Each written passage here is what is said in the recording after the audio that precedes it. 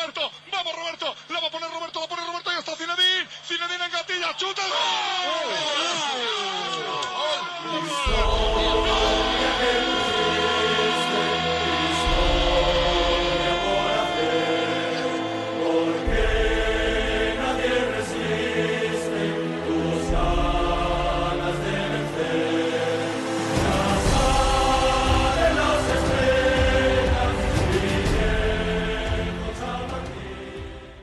Vous écoutez Esprit Madridista, le podcast qui n'a plus Zinedine Zidane à sa tête, en tout cas à la tête de l'équipe du Real Madrid, puisqu'on l'a appris cette semaine que Zinedine Zidane ne continuerait pas donc au sein du club la saison prochaine. Et voilà, donc là, du coup, on va revenir sur cette actualité-là, puisque maintenant, c'est le moment de préparer officiellement la suite. Et je serai, comme d'habitude, accompagné de Johan. Salut Johan. Salut Gilles Chris, hola a todos. Ah, hola todos. J'imagine que bon, on se ménage pour tout à l'heure, mais Exactement. un homme soulagé. Très soulagé. J'ai aussi Jérémy de Madrid France. Salut Jérémy. Salut Gilles, salut tout le monde. Voilà, donc je pense que lui, il est un peu plus nuancé, heureusement, quand même, on aura le temps d'en discuter. Et on reçoit un invité voilà, exceptionnel pour parler de la suite de cette, voilà, donc de l'avenir du Real Madrid, en la personne d'Emilio. Bonjour Emilio. Buenas tardes à la Madrid et bonsoir tout le monde. Ah oui, toujours à la Madrid. Oui, salut Emilio. Mais voilà, on va te présenter puisque voilà, on va dire que tu es quelqu'un qui est du côté de Madrid, de l'Espagne et qui est très impliqué dans, on va dire, le madridisme depuis voilà, donc notamment sur ton engagement en tant que socio, on va dire notamment au niveau de l'édition que tu as pu effectuer notamment avec la Galerna et aussi des différentes interventions que tu fais auprès de Real Madrid TV. Voilà, donc c'est vrai que voilà, on est très honoré de pouvoir t'accueillir et on espère aussi que voilà que c'est de ton côté c'est la même chose. Merci beaucoup, je suis très honoré, Jules Christ, de ma part. Et bonjour, Johan et Jérémy, bien sûr. Merci à tout le monde. Impeccable. Et justement, on va revenir sur l'actualité brûlante de cette semaine. Zidane qui ne continue pas, on n'est pas énormément surpris ici, mais pourtant... Ni déçu.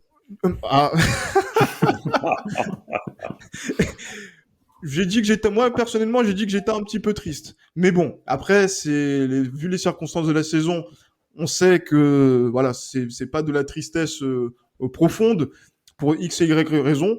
Johan, maintenant on y est. Zidane est parti, comme tu le demandais depuis le mois d'octobre. Maintenant, qu'est-ce qu'on fait ? Bah, écoute, moi, si j'étais Florentino Pérez, je repartirais sur un nouveau cycle. Donc, Zidane est parti. Zidane, il représente la fin de cette génération qui a été entamée par José Mourinho on va dire en 2011-2012. Il représente en fait la fin de ce cycle-là. Là, c'est la génération Cristiano Ronaldo. Et Zidane, il faut le reconnaître, malgré tout ce que j'ai pu dire sur lui, il faut le reconnaître que ça a été un acteur assez majeur dans cette domination du Real Madrid. On a ses 3 victoires en Ligue des Champions, donc ça a été vraiment quelqu'un d'important. Mais, parce qu'il y a un mais, moi ce que je regrette énormément, c'est déjà son dernier mandat, qui pour moi était catastrophique, en dépit de la victoire en Liga. C'est vraiment, honnêtement, j'étais dégoûté, parce que déjà j'avais quelques doutes sur lui lors de son premier mandat, quelques doutes sur lui concernant notamment ses capacités de tacticien notamment, même si c'est vrai qu'il faut le reconnaître, il a cette capacité à pouvoir gérer les stars justement qu'il avait dans son équipe, même si selon moi il a bénéficié énormément de son statut de joueur, mais bon, c'est quand même un aspect auquel il faut le reconnaître qu'il a réussi à manager ça. Mais pour moi, son deuxième mandat, il a été catastrophique. Que ce soit au niveau du jeu, que ce soit au niveau des titres.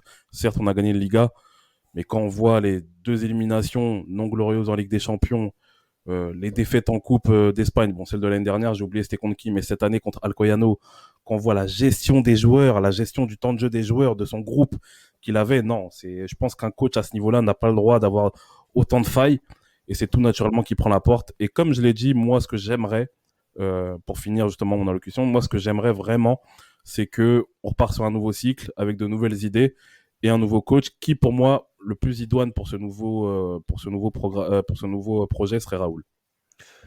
Emilio, ben, là, tu vois comment est notre procureur Johan. Salut Emilio. Il est pas à son coup d'essai, hein, donc il a ses têtes hein, au Real Madrid. Et là, justement, quand t'entends, on va dire, ce bilan qui est fait, qui est, on va dire, assez critique, hein, malgré, on va dire, toutes ces louanges qui a pu être dites entre les lignes. Voilà, en tant que Madridista, quand tu vois justement donc le départ de Zidane, est-ce que tu es dans le sentiment de Johan ou quand même il y a un minimum de gratitude quand même? Pas du tout, pas du tout. Je ne suis pas du côté de Johan du tout. À Madrid ou dans Twitter Real Madrid, on dirait amicalement. Hein. On nommerait Johan comme un madridisme vinaigre, là, vous savez. Très Aigri. critique. D'accord. Moi, je suis pas d'accord du tout. En partie, disons, bon, je comprends les arguments, mais en tant que zidaniste depuis toujours, bon, moi j'ai eu beaucoup de peine cette semaine Mhm. avec le départ de Zidane. C'est vrai que c'était un peu prévu. Ces derniers temps, dans les conférences de presse, etc., on voyait que Zizou était fatigué. Moi, je crois que sur lui a été posé tout le poids, disons, du point de vue communication du Real Madrid. Et je crois que Zidane, il en avait absolument marre de ce rôle-là, non? C'est vrai que le président, bon, il aime pas beaucoup parler de l'actualité, etc. Et vous savez que après les matchs, c'est toujours Emilio Butragueño Ouais. qui fait ses conférences de presse tout à fait politiques, tout à fait, disons, Polissé. euh, oui, bande dessinée là, très tranquille, etc. Bon, et Emilio Butragueño, moi je le connais personnellement, c'est une personne de mon âge, je le connais, c'est un caballero espagnol, non, disons. Un Et donc gentleman. c'est pas lui le genre qui doit critiquer, disons des trucs d'arbitre, etc. Non.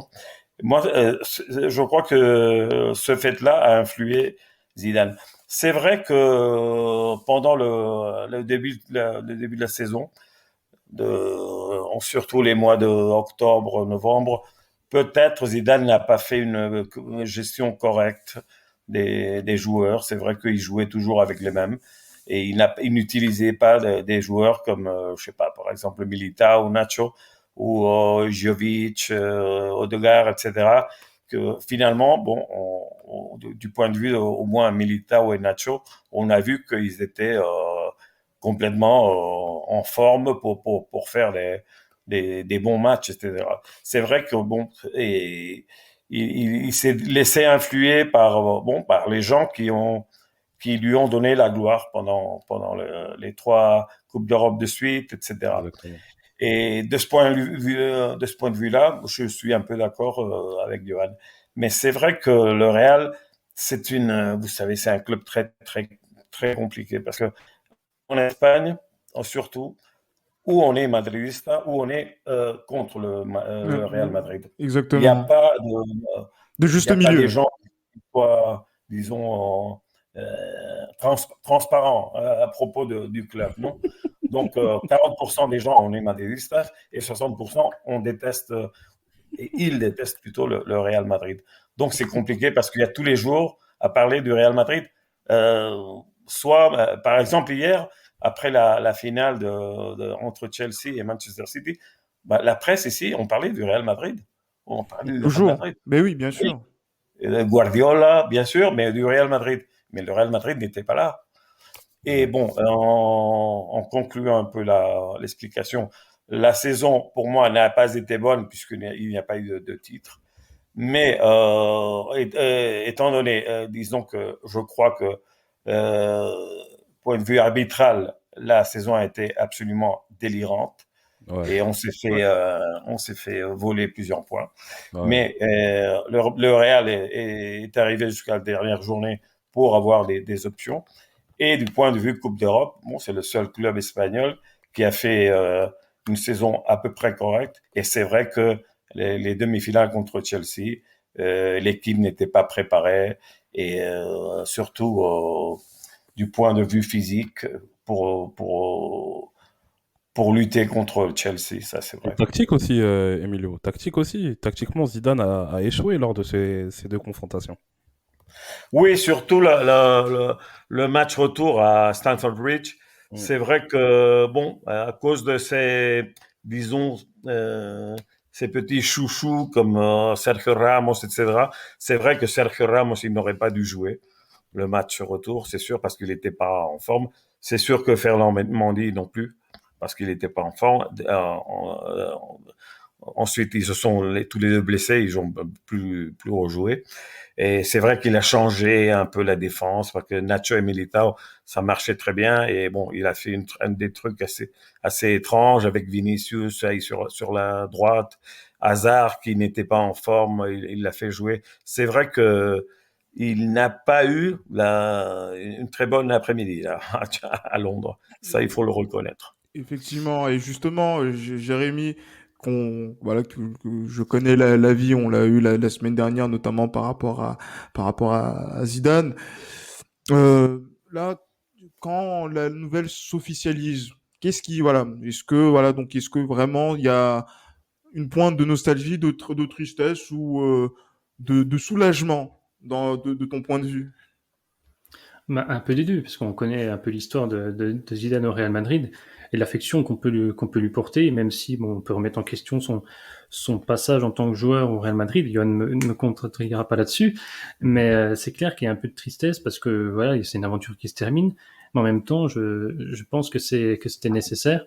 Ce départ, je l'ai évoqué la semaine dernière, pour débuter, comme l'a dit Johan, un nouveau cycle. C'était important parce que là, on se rend compte finalement que Zidane a compté sur sa vieille garde jusqu'ici. En fait, il a un peu surexploité le peu de force qui restait au sein de cet effectif. Et si on fait un bilan plus global, on finalement se retrouve à la même situation que 2018. Les recrutements qui ont été faits n'ont pas marché. Ouais. Les Hazard, les Jovic, tout ça, ça n'a pas fonctionné. Et finalement, ceux qui ont performé, c'est les anciens qui étaient là, qui ont fait le triplé historique au sein du Real Madrid ces dernières saisons. Et il n'y avait pas eu d'apport supplémentaire et on se retrouve face à la même situation. Et là, maintenant, il faut prendre un nouvel entraîneur qui est supposé normalement redémarrer un nouveau cycle. On espère que ça ne fera pas comme la saison 2018-2019, qui était assez catastrophique. Faut voir, faut pas non plus trop se précipiter, mais il est clair que voilà, moi je l'avais dit, c'est un départ qui était nécessaire. On peut pas toujours compter sur Zidane pour sortir de la panade. Il n'est pas éternel, que ce soit au Real Madrid ou ailleurs, mais je veux dire, c'était nécessaire. Et je pense qu'il faut maintenant voir un peu plus loin et utiliser et mieux utiliser les joueurs qu'a pu recruter le Real Madrid, notamment les jeunes qui ont été prêtés.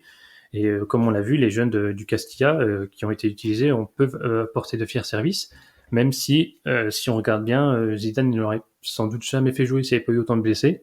Ouais. Donc là, voilà, il les a utilisés, ils ont apporté leur aide au sein de l'équipe, mais il est clair qu'il faut éviter de recruter des jeunes maintenant au Brésil, et pour espérer trouver le nouveau Neymar et se concentrer un peu sur son centre de formation et voir qu'il y a des joueurs qui ont le potentiel pour être des doublures et apporter de fiers services pour l'équipe, notamment pour le poste de Casemiro qui a toujours été un problème ces dernières années.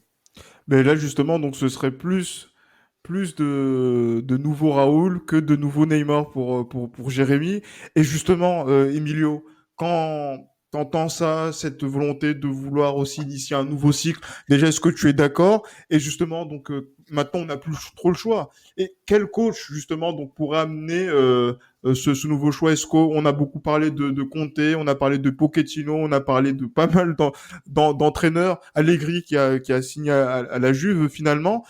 Euh, c'est quoi justement donc le Real du futur justement pour la prochaine saison selon toi?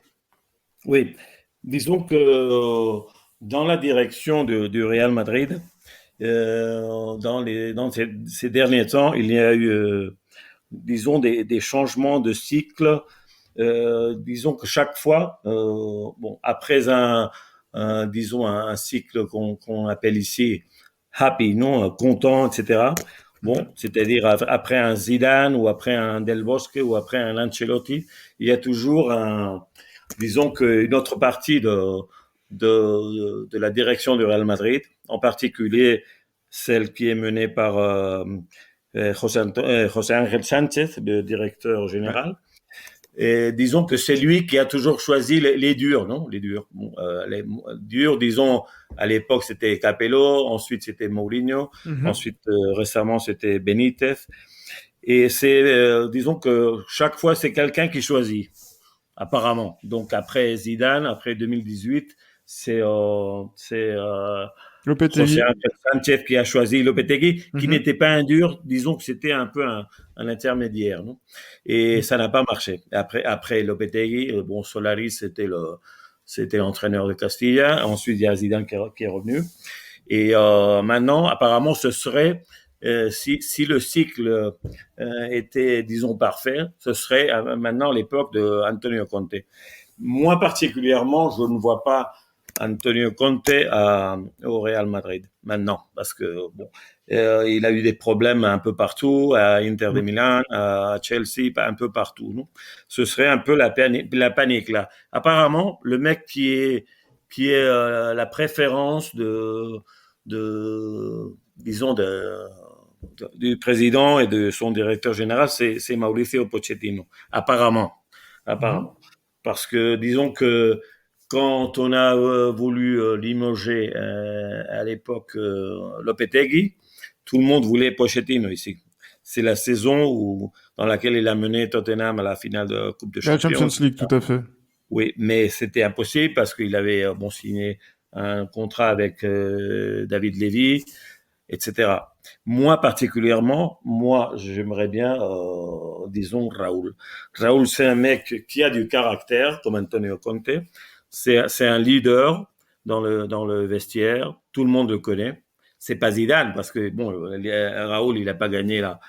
Il est pas champion du monde avec l'Espagne, mais il a gagné 3 coupes d'Europe avec Real Madrid. Il a gagné des tas de Liga. C'est un mec de caractère et c'est un mec qui connaît très bien la Maison Blanche. Donc, moi, c'est celui que j'aimerais. Mais apparemment, on va tout essayer pour avoir Pochettino.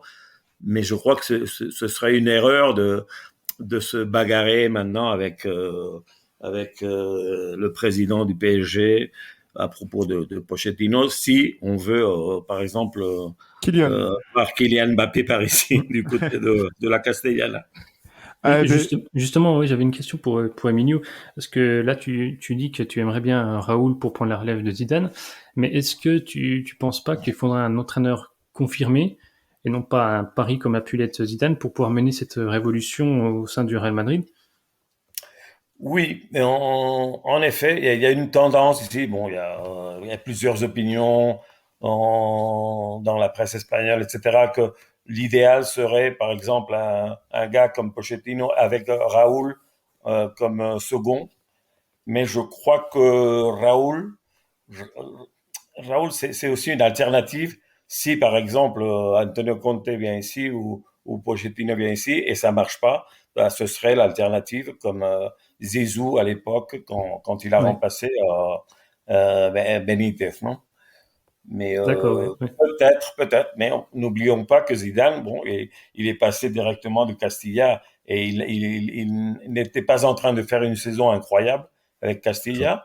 Et en 2016, bon, il a repris l'équipe en janvier et a gagné la Champions League et il a été très près de gagner la Liga à Barcelone.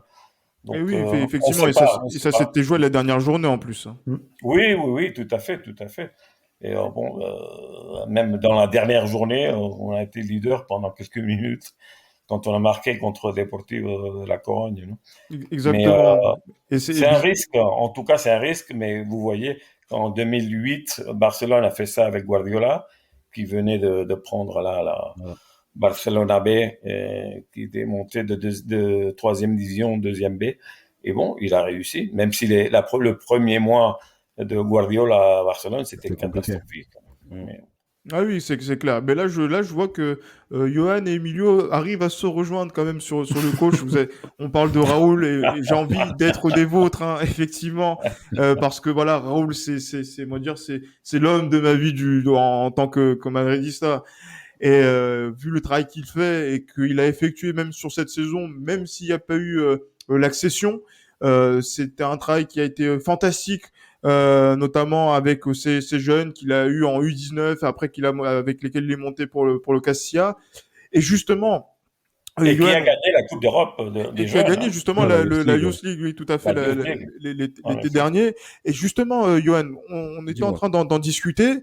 Et voilà, moi, en termes de timing, moi, je me suis dit, Raoul, je sais, j'ai envie qu'il soit entraîneur du Real Madrid, évidemment. Mais j'ai l'impression que le fait de lui donner le poste maintenant, c'est un cadeau empoisonné Peut-être. pour justement, voilà, le mettre donc devant pour peut-être avoir la continuité notamment de Zidane en disant qu'on prend des joueurs, des produits maison. Et voilà, si ça ne fonctionne pas, ça va plus desservir sa carrière qu'autre chose. Donc d'être dans une situation d'attente, notamment avec un entraîneur, on va dire, censé faire la transition, Conte, Pochettino ou un autre, je pense que c'est mieux de le voir là pour qu'il soit dans les starting blocks pour pouvoir venir en pompier de service et asseoir sa légitimité progressivement. T'en penses quoi, Johan, de ça?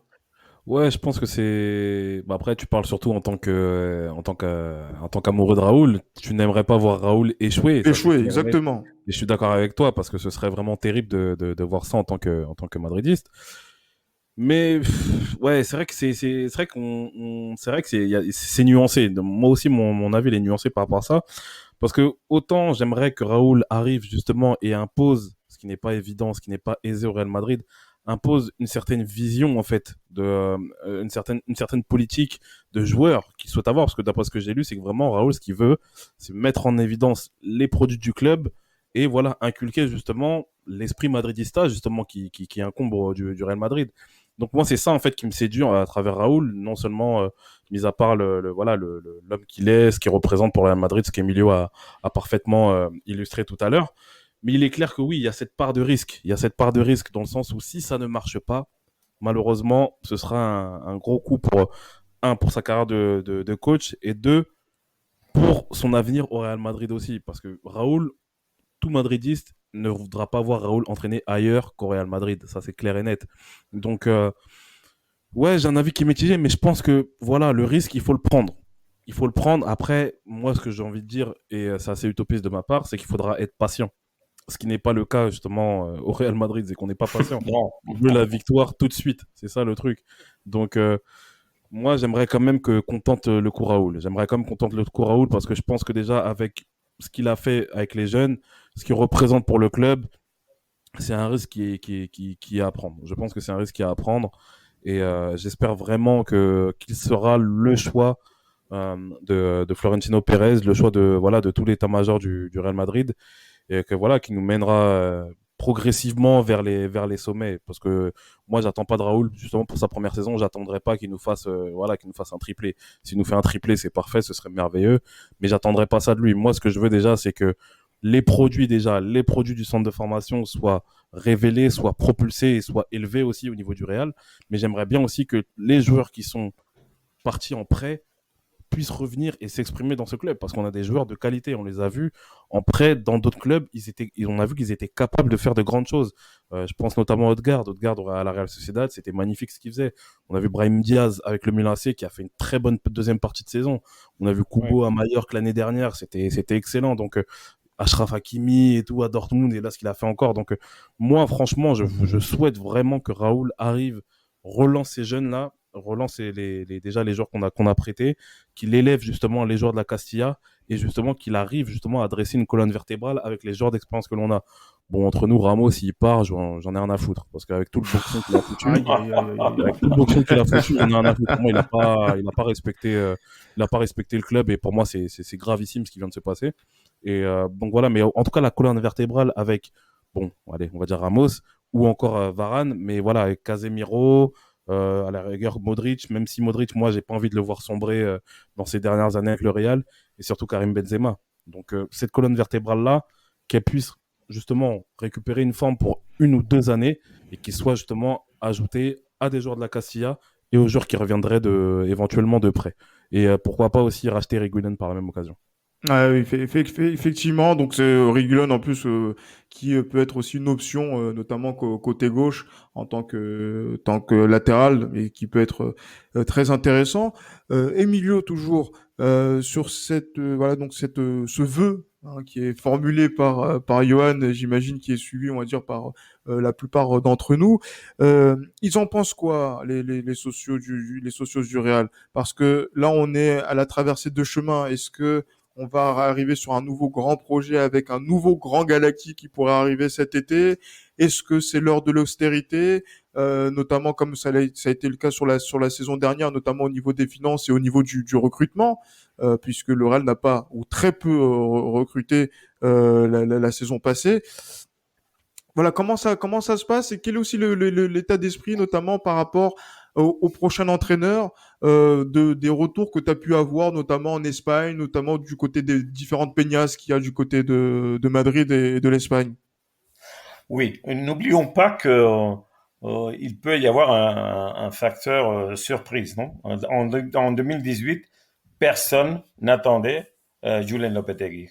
Donc, n'oublions pas qu'il peut y avoir un effet surprise. Clairement. Apparemment, le Real Madrid est sur le point d'acheter Luis Campos, vous savez, Mm. le directeur Ah, sportif très pas mal de ça. Lille. Et on parle aussi de Galtier. Moi, je vois pas Galtier au Real Madrid, évidemment. Oui, bien Mais, sûr.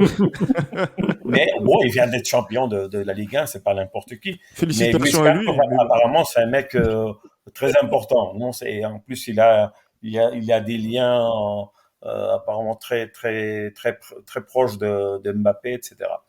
Donc, n'oublions pas qu'il peut y avoir une surprise.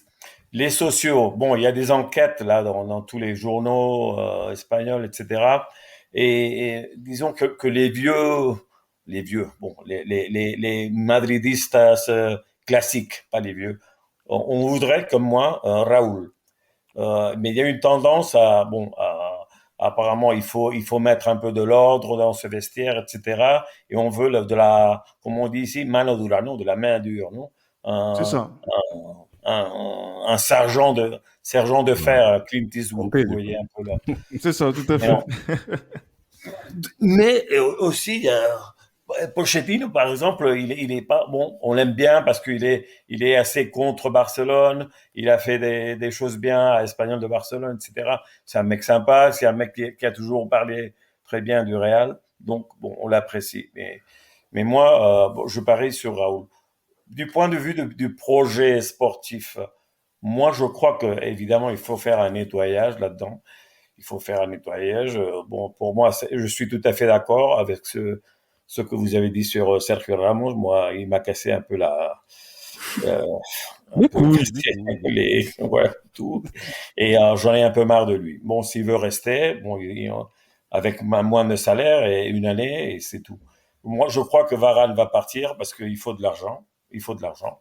Et c'est le seul joueur qu'on puisse vendre correctement.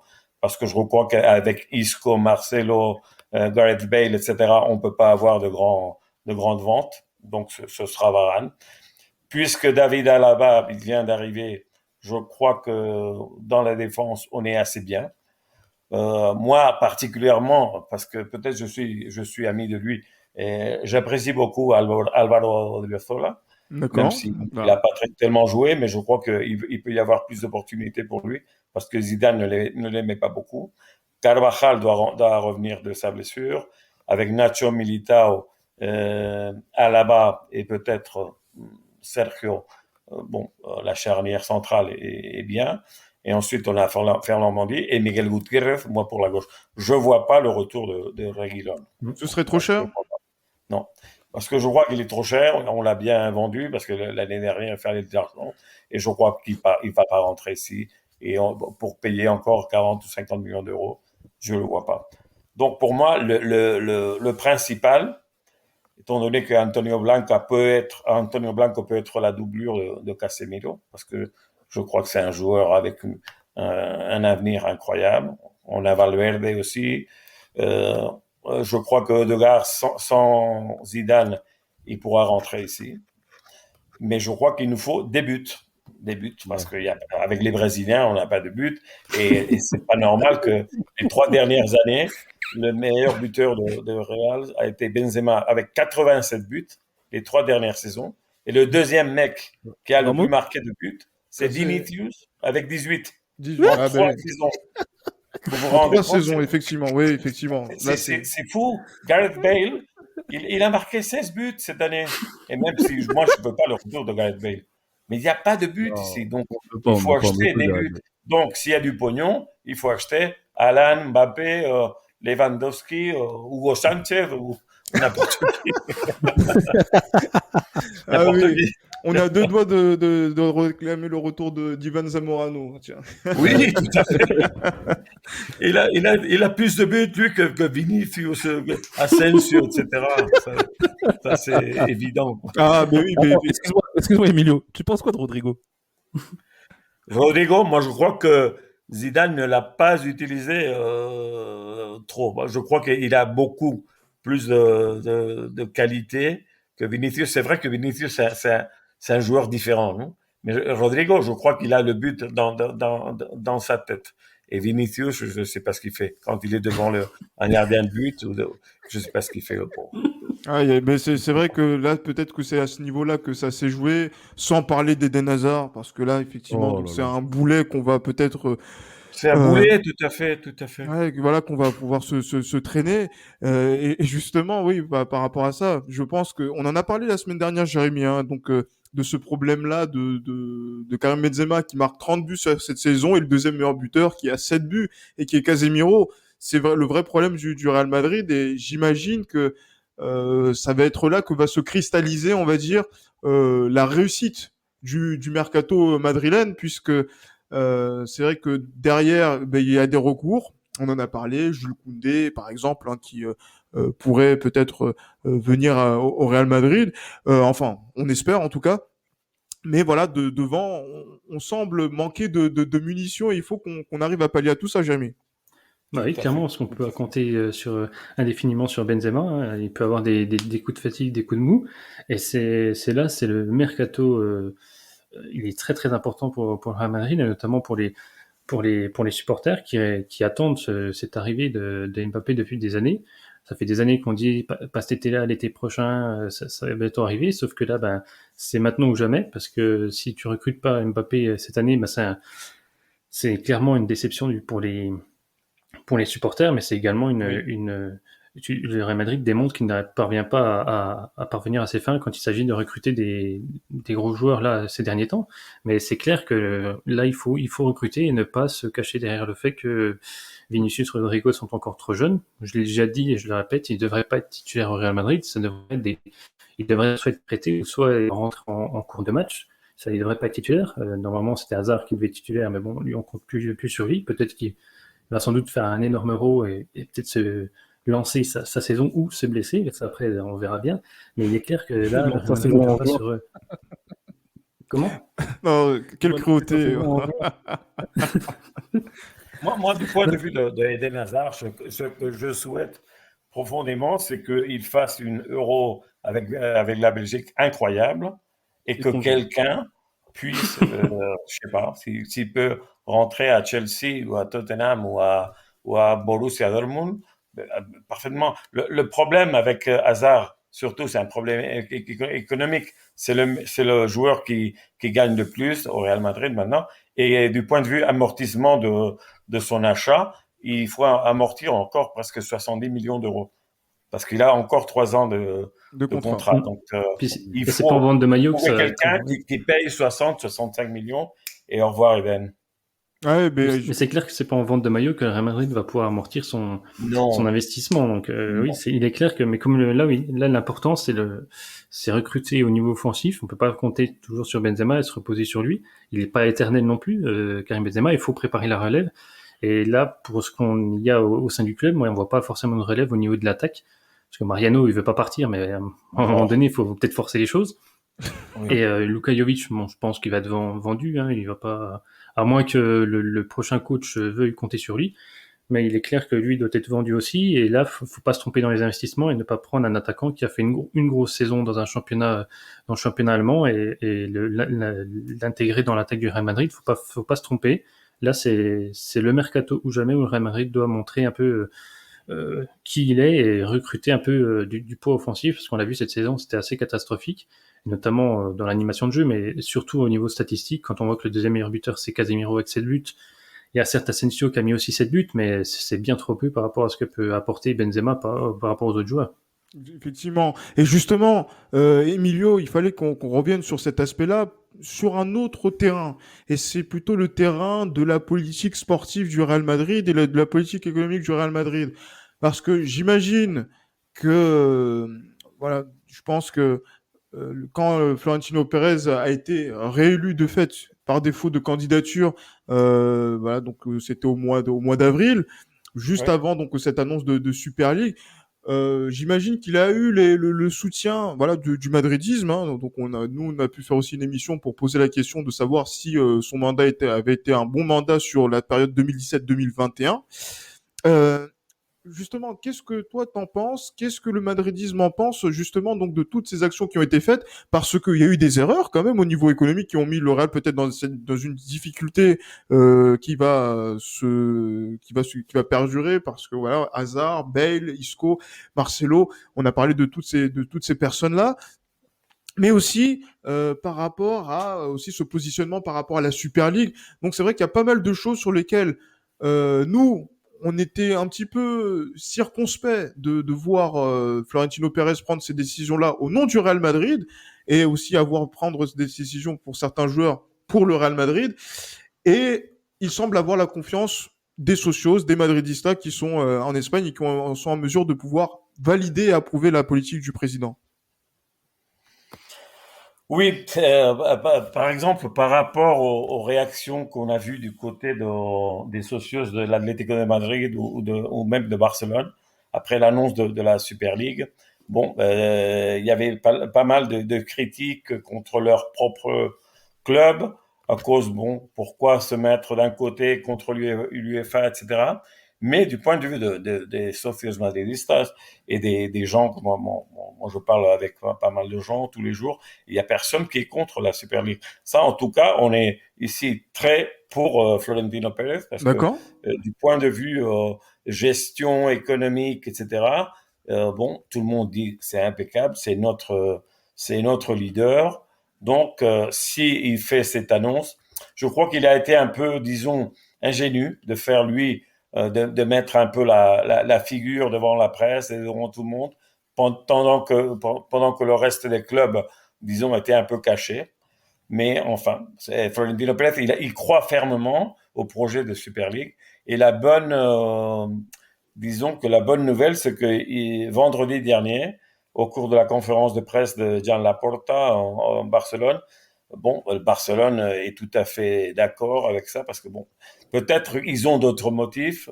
Disons que Barcelone est complètement ruinée, la gestion économique a On est été bien d'accord. incroyablement mauvaise.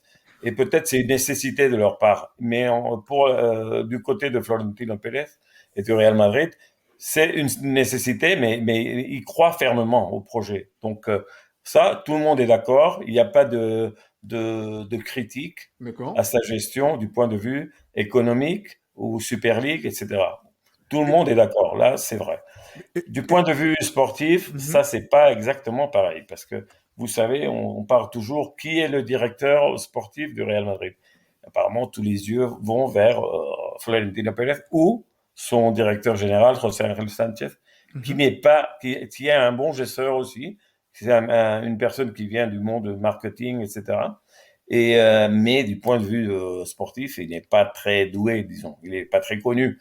Donc, je crois qu'il faudrait faire quelque chose là. Je ne sais pas si c'est Luis Campos ou un Mourinho ou un Ferguson ou je sais pas trop qui, mais il faudrait mettre quelqu'un qui connaisse un peu le foot. Ben, on a tenté une fois avec Arrigo Sacchi vers 2004. Ça n'a pas été une réussite Si, quand c'est il a vrai. été directeur du football. Oui, mais c'était un peu la période de la décadence des Galactiques, On est bien etc. d'accord. Et en 2000, fin 2005, avec Camacho, etc., bon, finalement, Florentino est parti. Et je crois qu'on l'a pas laissé travailler, Rio Saki, parce que bon, c'était une figure, disons, incontestable du point de vue sportif, du point de vue européen, avec des succès pas possibles à Milan, etc. Et bon, on l'a pas laissé travailler. Peut-être, ce serait le moment je sais pas si Luis Campos ou quelqu'un de semblable. Parce que c'est vrai que il y a pas mal de boulets, comme vous dites, à régler avant d'aller sur le mercato, parce que maintenant, on a une année de Bale, on a une année de plus de Marcelo, on a encore Isco, on a encore Hazard, on a Jovic, qui sont des mecs très chers. Et même, comme vous avez dit aussi, Mariano, Mariano, Ouais. peut-être on peut l'offrir en cadeau, mais c'est un gars qui gagne dans les 5 millions d'euros net. Donc pour lui, c'est très facile de rester à Madrid.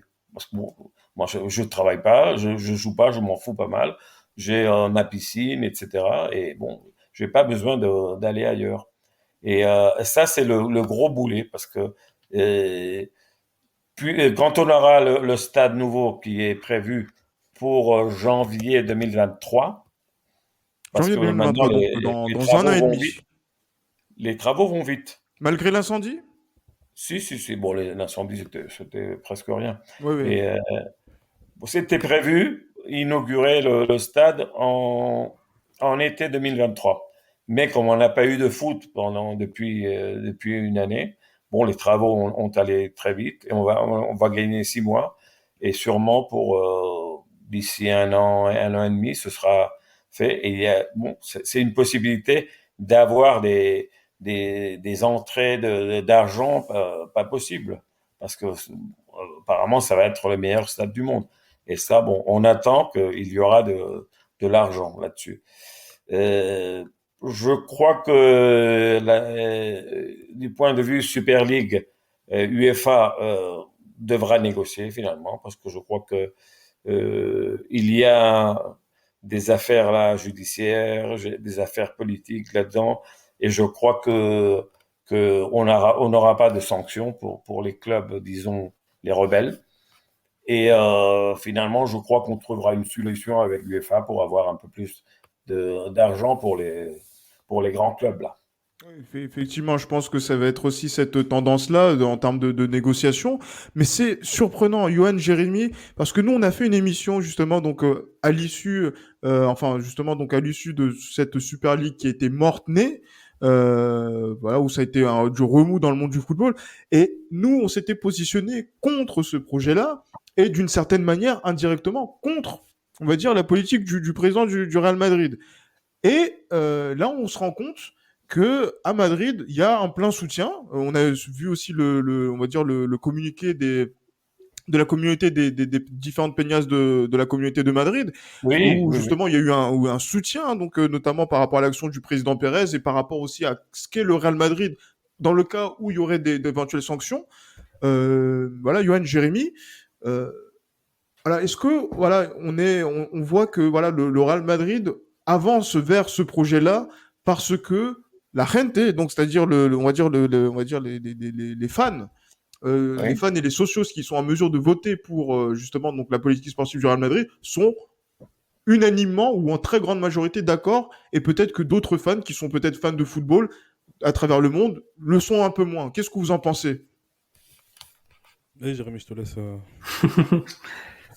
Non, mais peut-être parce que nous, on est peut-être d'un point de vue extérieur, on n'est pas forcément lié au club, et c'est pour ça peut-être que nous, on voit plus cet aspect football et moins cet aspect peut-être organisationnel ou cet aspect financier. C'est aussi pour ça qu'on a été contre cette décision de la Super League.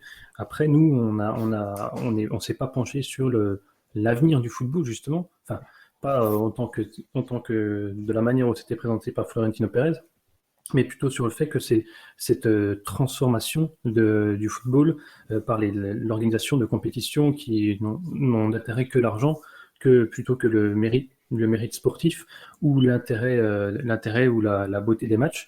Donc nous, on s'était vraiment positionné là-dessus. C'est peut-être pour ça qu'on a un point de vue différent à ce qui se passe au sein du club, au sein de Madrid, ou peut-être une confiance, peut-être une confiance aveugle aussi, peut-être par rapport à la politique mise en place par Florentino Pérez, qui est claire, qui a mené un peu d'une main de maître son parcours ça face ses différents mandats au Real Madrid et qui a su gérer ce club d'une manière à ce qu'il en devienne le club à la plus forte valeur marchande dans le monde. Donc c'est enfin club de football bien sûr, mais peut-être que nous voilà c'est un point de vue extérieur et on n'a pas forcément on privilégie nous en tant que supporters l'amour du football et son avenir et peut-être pas forcément l'intérêt économique qui est derrière sans catégoriser ou globaliser tous les socios qu'il peut y avoir au Real Madrid. Peut-être qu'il y en a certains qui ont peut-être la même façon de raisonner que nous.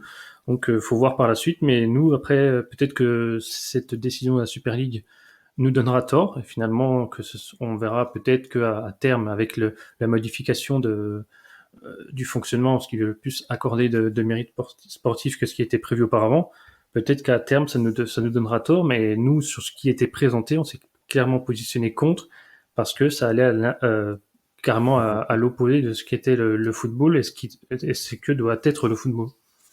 Et justement, Johan, là, c'est vrai que là, on est peut-être en dissidence, hein, d'une certaine manière, même si voilà, on est dans le dialogue et en plus, voilà, on entend aussi ce qui dit Emilio et qui rapporte une réalité, hein, et qui est assez intéressante, notamment par rapport à ce que pense le madridisme de cette action du président Pérez.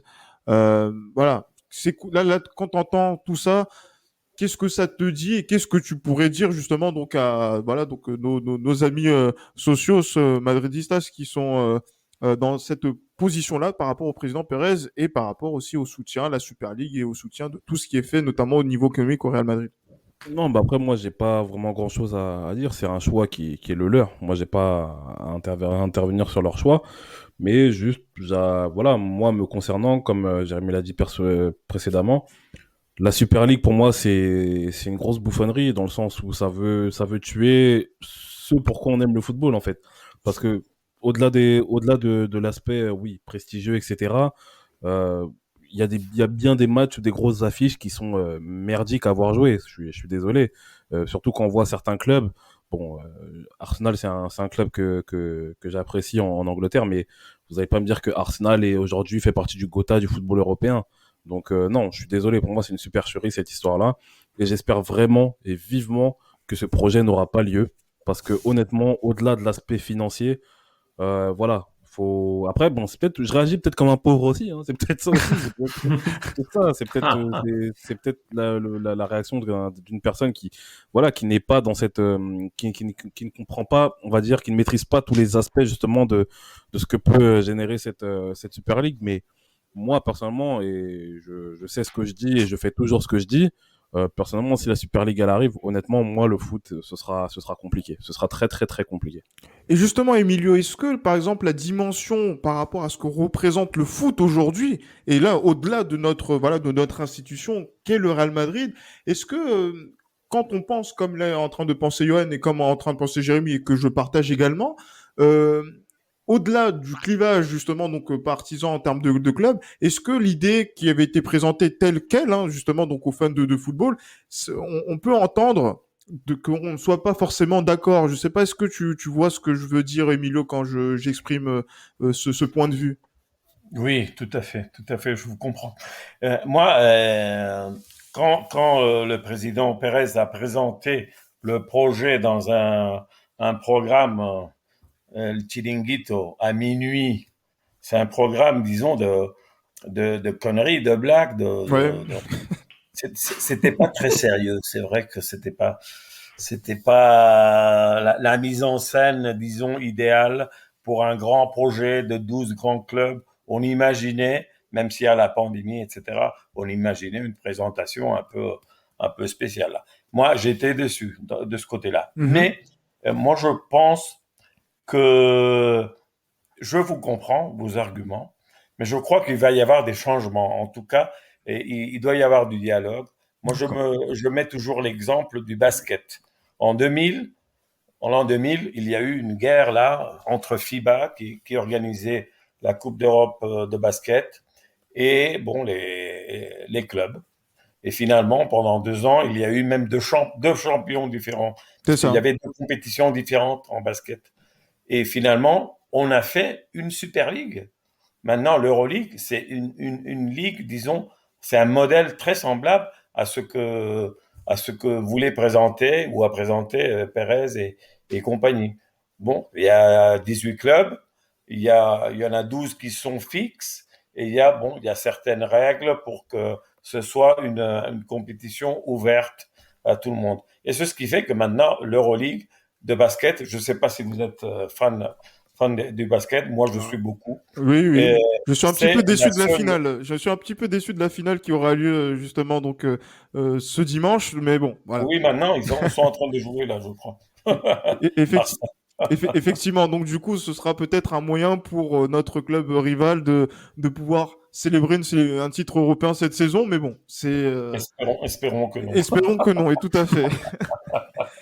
Mais point de vue du basket, les compétitions nationales maintenant sont plus pauvres et les audiences de TV, etc., ou d'Internet sont assez correctes pour l'Euroleague. Et il y a de l'argent, etc. Et je ne dis pas que ce soit le modèle idéal, mais je pense que la tendance est d'aller dans ce modèle-là et d'avoir une entente avec l'UEFA, etc. Parce que je crois qu'il ne faut pas casser le football de base, les compétitions nationales, etc. Mais je crois qu'il faut changer un peu le modèle de Coupe de Champions, etc. Parce que vous savez que ça n'a intérêt que depuis les huitièmes de finale. Parce que la phase, les phases initiales de Coupe des Champions, ça n'intéresse à personne. Il y a des matchs complètement nuls. C'est vrai que Arsenal n'est pas une grande affiche aujourd'hui, mais Shakhtar ou Molde ou Mais il faut les battre, hein. Et cette il faut saison, les ça n'a voir. pas été Oui, Cette évident, hein. saison, le Shakhtar, Zidane a failli oui, contre eux un petit peu, hein. Zéro mais point il sur faut 6, battre hein. aussi Cadiz et Alaves C'est vrai. Et en oui, Liga.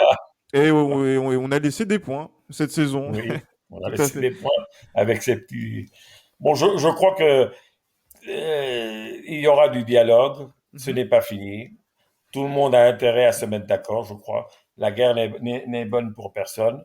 Mais si Florentino Pérez s'aligne dans une guerre, et surtout si c'est une guerre économique, il va pas pour la perdre. Ça, je suis sûr. Même Non. si le gars, il a déjà 74 ans, mais il est en pleine forme, hein. Ça, il Ah, faut oublier. ça, effectivement, mais justement, si on il fait un nouveau mandat de 4 ans, c'est que il se sent capable de pouvoir aller jusqu'au bout de ce mandat-là, peut-être un petit peu plus loin. Et justement, on va dire la question que je pose, on va dire de façon ouverte. Après, voilà, donc le dialogue peut s'installer entre vous, chers amis. Euh, voilà. Donc de cette question de Super League et de tout ce qui a pu se passer, notamment pour le Real Madrid, puisque on sera attentif à ce qui va se passer, notamment au niveau des éventuelles sanctions. Je pense qu'il n'y en aura pas, mais bon, il faut Non. être vigilant. Oui. Est-ce que le Real Madrid aujourd'hui, en tant que voix dans le football européen, en tant que club, risque de s'isoler et que en fait maintenant que le prisme des grands clubs influents dans la sphère de l'UEFA s'est déplacé du Real Madrid pour aller maintenant du côté de ceux des gros clubs qui ne se sont pas positionnés, à savoir le Bayern Munich, le Paris Saint-Germain, et que le Real Madrid à terme pourrait être une voix qui serait moins écoutée. Je ne sais pas ce que vous en pensez, mais voilà, peut-être que c'est une petite inquiétude qu'on peut avoir par rapport à cet épisode. Ouais, c'est une Mhm. éventualité, mais c'est pas moi qui vais t'apprendre que le milieu du football, c'est un milieu où il y a des gros hypocrites. Donc à ce niveau-là, je pense que beaucoup iront dans le sens du vent, mais je pense pas que le Real Madrid sera, entre guillemets, le vilain petit canard du football européen par rapport à ça. Je ne pense pas. Un avis, Jérémy? Non, je pense pas non plus, parce qu'à un moment donné, quand l'intérêt financier concernera tout le monde et que certains clubs, si la Super League se met en place, voient un intérêt à l'intégrer, je pense que Real Madrid ne sera pas du tout écarté et qu'à terme, il sera considéré comme de par ces clubs-là, considéré comme le club qui aura mené la révolution du football et qui aura permis au club de générer encore plus de profits, ce qui est la volonté de tous les clubs, hein, qui sont des entreprises à l'heure actuelle, mais là c'était le comportement qu'a eu l'UEFA, qu'a eu notamment le Paris Saint-Germain, qui s'est caché derrière l'UEFA, et notamment Nasser qui a poursuivi son mandat au sein du comité exécutif de l'UEFA, c'est voilà, ils se mettent du côté de l'UEFA pour se faire bien voir, notamment du fait que peut-être, sans doute, il y a l'intérêt aussi financier par rapport à la Coupe du Monde au Qatar. Il y a également d'autres intérêts, notamment aussi le fait que Nasser Al-Khelaifi est visé par une enquête de l'UEFA, il me semble, par rapport à ce qu'il avait mis en place avec Jérôme Valque. De la FIFA, ouais. De la FIFA, pardon. Donc je pense que voilà, il y a des intérêts géopolitiques, des intérêts économiques qui fait que certains clubs s'écartent actuellement du Real Madrid. Mais si tout le monde peut prendre la part du gâteau à terme, je pense que le Real Madrid ne sera pas du tout écarté. Il sera sans doute écarté de par les supporters. On l'a déjà vu là pour les supporters des autres clubs européens, qui ont notamment un peu mis la tête de Florentino la tête de Florentino Pérez, pardon. Mais il est clair qu'à terme, je pense pas que le Real Madrid sera écarté et on le verra par la suite. Et peut-être qu'à terme, le Paris Saint-Germain intégrera la Super League quand une fois la Coupe du Monde au Qatar terminée. On va laisser le mot de la fin à Emilio justement sur cet avis. Est-ce que le Real va être isolé ou justement il aura toujours sa place de plus grand club du monde aux yeux des institutions et aussi des fans? Je ne crois pas. Je ne crois pas qu'il sera écarté. Je crois que c'est Johan qui a dit qu'il y a beaucoup d'hypocrisie en général dans les dans les affaires et dans le foot beaucoup plus. Je peux vous raconter comme petite anecdote que à peine une semaine après que l'Atlético de Madrid ait quitté la Super League, j'ai coïncidé dans un cocktail avec le président de l'Atlético de Madrid, que je connais, Enrique Cerezo, qui est un homme assez agréable, c'est un homme qui vient du cinéma, c'est un mec marrant, sympa. Et off the record, donc sans caméra, sans microphone, il m'a dit, et il l'a dit à plusieurs personnes, que lui, particulièrement, il était tout à fait d'accord avec la Super League. Tout à fait. Disons que ça c'est un fait hypocrite pas possible parce que pour l'UEFA, ok, on revient chez vous tranquille, on trahit n'importe qui, mais ils étaient complètement d'accord. Moi, au début, je voyais pas l'Atlético de Madrid, c'est des voisins, mais je les vois pas comme un grand club européen. Bah non. Mais, on est d'accord. Florentino, c'est un vieux socio du Real. Et comme les vieux socios, mais les vieux du Real, ils ont toujours comme de la sympathie pour l'Atlético de Madrid parce que c'est le voisin, disons, un peu bête, un peu pauvre, un peu. Et c'est pour ça que il a voulu que l'Atlético soit dans l'affaire. Non? Et la réponse c'est une trahison, mais ils disent toujours qu'ils sont pour. Et je suis sûr que Florentino, il a toujours un dialogue fluide avec ses copains de Manchester United, de Milan, parce que c'est des amis à lui personnels, Galliani ou les gens de Manchester United ou les gens de Liverpool, etc. Et je crois qu'il a une bonne relation aussi avec Nasser et même avec les gars de Bayern Munich. Je suis sûr qu'il va pas perdre ça. Maintenant, je crois que c'est un peu, disons, comme on dit là, un exercice de pouvoir. D'accord. Et je sais que la FIFA n'est pas alignée avec l'UEFA. Et c'est un atout que peut avoir aussi Florentino Pérez, parce que vous savez que la FIFA, il voulait aussi organiser un mondial de clubs tous les 2 ans ou toutes les années. Et pour ça, on n'a pas besoin seulement de l'UEFA, parce qu'on a aussi les clubs américains, les clubs les clubs asiatiques, etc. Donc, on peut faire mal. Et c'est pas fini. Je crois que c'est pas fini. Et Florentino, il est pas bête, ce mec. Il est pas bête. Je crois que il va pas s'isoler tout seul. Déjà, il a Barcelone avec lui. N'oublions pas que Real Madrid et Barcelone, à eux deux, ils ont presque 1000 millions de supporters dans le monde, parce que je crois que c'est les 2 clubs qui ont un milliard, plus de supporters. Et même si ils sont pas très fiables, disons, les joueurs de Barcelone, mais c'est un allié maintenant très nécessaire aussi. Et la Juventus, évidemment. D'ailleurs, Emilio, la FIFA, d'après l'enquête du Times, est à l'origine de cette Super League, et malgré ce qu'a pu dire Infantino, C'est ça. Avec le soutien de la banque JP Morgan, il y a clairement une volonté de passer outre l'UEFA, malgré après C'est ça. le retournement de veste Ils de veulent Infantino de suite à la pression de l'UEFA. C'est ça, c'est ça. Et donc, et bon, disons que la FIFA, ils ont l'atout un peu d'organiser les championnats mondiaux tous les 4 ans, qui sont plus intéressants du point de vue télévision, du point de vue argent que l'euro. Ils ont parlé il y a récemment de faire des championnats du monde tous les 2 ans, ce qui irait contre les Eurocoupes. Donc c'est pas fini, hein. C'est une bataille qui n'est pas terminée, je crois, hein, du point de vue. Ah ben, Et on va pas rester isolé, je crois pas. d'accord, mais il y a pas de souci. Mais en tout cas, justement, on prend en compte cet avis-là et on sera attentif à ce qui va se passer sur la saison prochaine.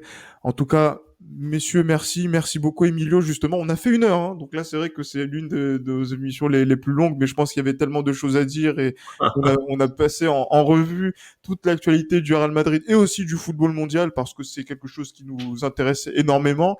Déjà, voilà, merci beaucoup Emilio.